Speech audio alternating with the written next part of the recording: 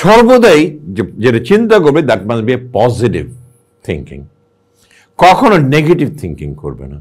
নেতিবাচক চিন্তা করবে, পিছিয়ে যাবে, দুর্বল হয়ে যাবে, শক্তি পাবে না।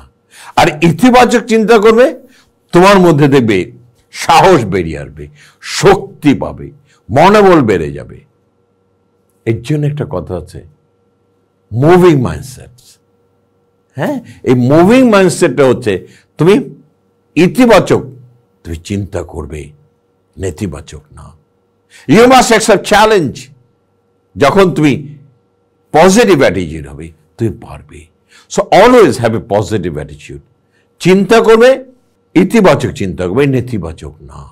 নেতিবাচক সর্বদাই মনে রাখবে তোমাকে পিছিয়ে। কোনো লোকের সাথে যিনি নেতিবাচক তার সাথে মিশবে না, তার সাথে কথা বলবে না। যারা নেগেটিভ অ্যাটিটিউড, মিশবে না তাদের সাথে, তারা তোমার বন্ধু হতে পারে না। ওই বন্ধুদের সাথে মিশবে those who are positive, they have a positive attitude. ওদের সাথে মিশবে, ইতিবাচক, নেতিবাচক না। নেতিবাচক তোমাকে ধ্বংস করে দেবে, ইতিবাচক তোমাকে সৃষ্টি করে দেবে। তাহলে কোনটা নিবে বেছে? বলো তুমি। ইতিবাচকটাই নিব, নেতিবাচক না।